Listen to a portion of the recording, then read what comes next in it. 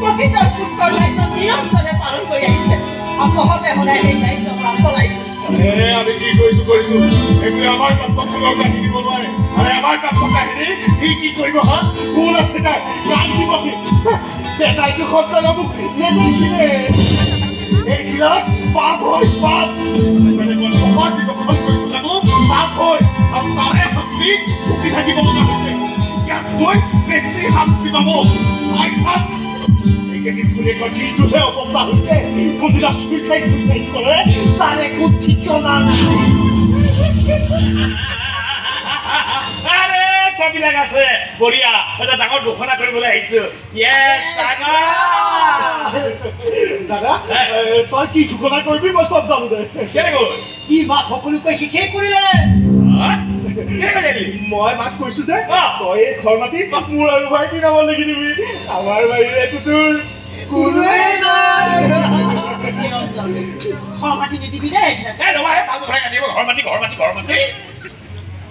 সৰু বস্তু আৰু ডাঙৰ কথা ক'বলৈ আহিছো ঘৰ মাতি আৰু এটা ডাঙৰ ঘটনা কৰিবলৈ আহিছো আৰু ভগৱানে আমাৰ কথা শুনিলে আমাৰ মাজৰে কাৰোবাক পঠিয়ালে হৰি কি হৈছে ভাঙি পাতি কচোন বুজি পোৱা নাই সঁচাকে বুজি পোৱা নাই আকাশী কি বলতাই আকাশী মাগ বলে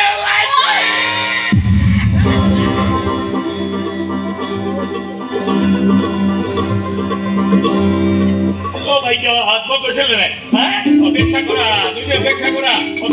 পিঠা গম পালা পিঠা একদম মানে আমাক খাই দিব নোৱাৰে আমি মানিব হৈ গলো আৰে আমাৰ কেঁচুৱা ডাঙৰ হ'ব হাঁহিব কান্দিব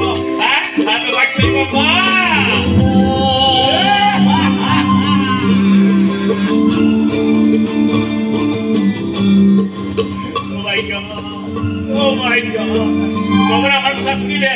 তোমাৰ মা বুলিব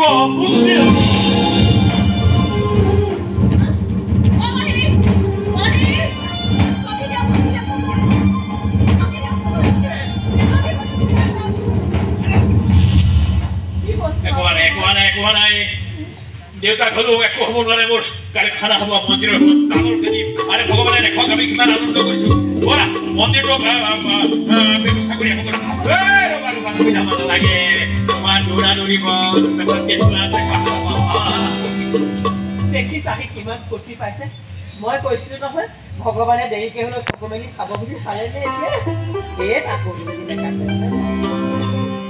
নাকান্দিবা এতিয়াৰ পৰা তোমাৰ